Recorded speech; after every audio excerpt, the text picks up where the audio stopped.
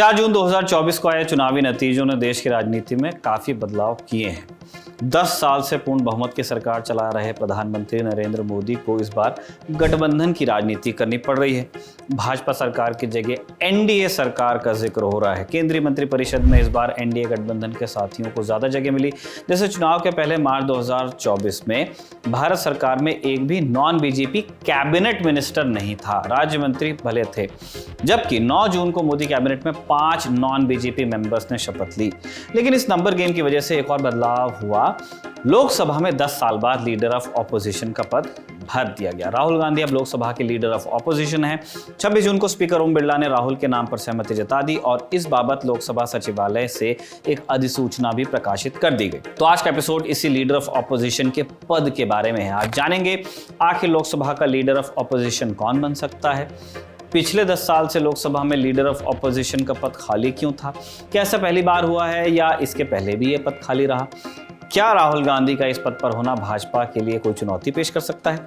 नमस्ते, मैं हूं निखिल और आप देख रहे हैं जटिल टॉपिक्स को आसानी से समझाने वाली हमारी सीरीज आसान भाषा में।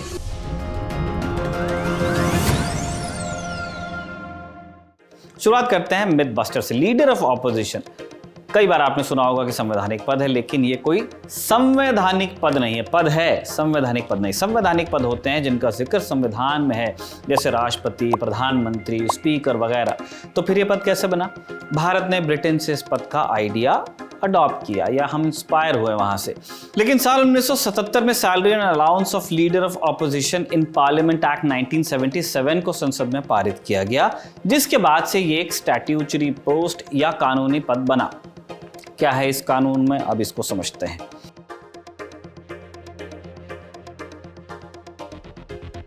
मोटा मोटी कहें तो इसमें 2 चीजें हैं इस कानून में। सबसे पहली बात, लीडर ऑफ ऑपोजिशन की सैलरी और उससे मिलने वाली सुविधाएं। कैसी सुविधाएं? ट्रैवल अलाउंस, सरकारी मकान, मेडिकल फैसिलिटी वगैरह। दूसरी बात, कौन बन सकता है लीडर ऑफ ऑपोजिशन?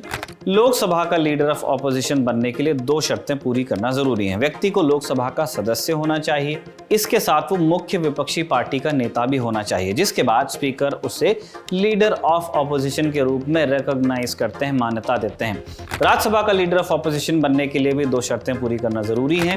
पहला कि व्यक्ति को राज्यसभा का सदस्य होना चाहिए और राज्यसभा में मुख्य विपक्षी पार्टी का वो नेता होना चाहिए। इन 2 शर्तों को पूरा करने वाले को राज्यसभा के चेयरमैन लीडर ऑफ ऑपोजिशन के रूप में रिकॉग्नाइज कर सकते हैं। अब आपके मन में सवाल उठ रहा होगा कि ये शर्तें तो पिछले 10 साल से भी फुलफिल हो रही थी, फिर 10 साल से लोकसभा में लीडर ऑफ ऑपोजिशन क्यों नहीं बन पाया? इसके पीछे कारण है 10% रूल। क्या है ये रूल और इसके चलते कब कब लोकसभा में लीडर ऑफ ऑपोजिशन का पद नहीं भरा गया, उसे भी समझते हैं। 10% रूल के मुताबिक अगर मुख्य विपक्षी पार्टी के पास लोकसभा की 10% सीटें नहीं हैं तो उस पार्टी के नेता को लीडर ऑफ ऑपोजिशन नहीं बनाया जा सकता। जैसे अभी लोकसभा में 543 सीटें हैं, इनका 10% यानी 55 सीटें होती हैं। तो इस रूल के मुताबिक जब तक किसी विपक्षी पार्टी को 55 सीटें नहीं मिल जाती, तब तक उस पार्टी के नेता को एलओपी नहीं बनाया जा सकता। लेकिन ये रूल कानून में पहले नहीं लिखा था। ये रूल देश के पहले स्पीकर जीवी मावलंकर ने खुद बनाया था। असल में पहली लोकसभा बनने के बाद विपक्ष की तरफ से लीडर ऑफ ऑपोजिशन बनने की बात हुई, कहा कि बनाइए। अब चुनाव में तो कांग्रेस को एक तरफा सीट्स आई थी। उस वक्त लोकसभा में 489 सीटें थीं, जिनमें से 364 सीटें कांग्रेस ने जीती और दूसरे नंबर पर सीपीआई को 16 सीटें मिली। तब जीवी मावलंकर ने ये 10% रूल बनाया। हालांकि काफी समय तक ये रूल एक परंपरा बना रहा। मई 2019 में इंडिया टुडे ने लीडर ऑफ ऑपोजिशन विषय पर एक रिपोर्ट छापी। उसके मुताबिक मावलंकर के 10% रूल को डायरेक्शन 121(1) के तहत पार्लियामेंट फैसिलिटीज एक्ट 1998 में जोड़ा गया, यानी इसके बाद अब ये एक लिखित नियम बन गया। अब जरा लोकसभा में लीडर ऑफ ऑपोजिशन का पद कब कब खाली रहा और कब कब भरा गया, इसकी टाइमलाइन जानते हैं। इस रूल के चलते 1969 तक लोकसभा में लीडर ऑफ ऑपोजिशन का पद खाली रहा। 1969 में राम सुभग सिंह लोकसभा के पहले एलओपी हुए। राम सुभग सिंह कांग्रेस के बड़े नेता थे। कांग्रेस में जब विभाजन हुआ तो ये कांग्रेस ओ का हिस्सा हुए। हालांकि 1971 के चुनाव में कांग्रेस को 518 में 352 सीटें मिली। सीपीएम जो मुख्य विपक्षी पार्टी थी उसे सिर्फ 25 सीटें मिली। 1970 में इंदिरा गांधी की हार हुई। 3 साल तक चली जनता पार्टी सरकार के समय महाराष्ट्र के सातारा से सांसद रहे यशवंतराव चव्हाण और कर्नाटक के गुलबर्गा से सांसद CM स्टीफन लोकसभा के लीडर ऑफ ऑपोजिशन रहे। 1980 से लेकर 1989 तक कांग्रेस को लोकसभा में इतनी सीटें मिलती रहीं कि किसी भी विपक्षी पार्टी के खाते में 10% सीट्स नहीं आई। 1989 से लेकर 2014 तक राजीव गांधी, अटल बिहारी वाजपेयी, लाल कृष्ण आडवाणी, सोनिया गांधी, सुषमा स्वराज जैसे बड़े और चर्चित नामों ने इस पद को संभाला। लेकिन 2014 और 2019 में जनता ने भाजपा को बड़ा मैंडेट दिया और कांग्रेस मुख्य विपक्षी पार्टी तो बनी, लेकिन उसे 2014 में 44 और 2019 में 52 सीटों से ही संतोष करना पड़ा, जो कि 10% यानी कि 55 के कट ऑफ से कम रह गई। इस वजह से 10 सालों तक लीडर ऑफ ऑपोजिशन का पद खाली रहा। तकनीकी कारण थे। 2024 में कांग्रेस को 99 सीटें मिल गई और राहुल गांधी कांग्रेस की ओर से उनकी सिफारिश की गई, उनके नाम की कि इन्हें LOP बनाया जाए। स्पीकर ने रिकॉग्नाइज भी कर लिया। मुख्यतः दो तरह की जिम्मेदारियां होती हैं। एक है संसदीय जिम्मेदारी, दूसरी है अपॉइंटमेंट से जुड़ी जिम्मेदारी। एक एक करके दोनों का आप समझ लीजिए। सबसे पहले बात संसदीय जिम्मेदारियों की। पार्लियामेंट्री डेमोक्रेसी में विपक्ष की आवाज का बड़ा महत्व है। चाहे 543 में से एक सांसद हो जो विपक्ष का हो, लेकिन उसकी आवाज का महत्व है और नेता प्रतिपक्ष का जो पद है वो ऐसे ही डिसेंट को, विपक्ष की डिसेंट, उसकी जो आवाज है उसको एक औपचारिकता प्रदान करता है। इसके अलावा आपने कई बार देखा होगा कि संसद में किसी मुद्दे को लेकर सारी कार्रवाई ठप हो जाती है।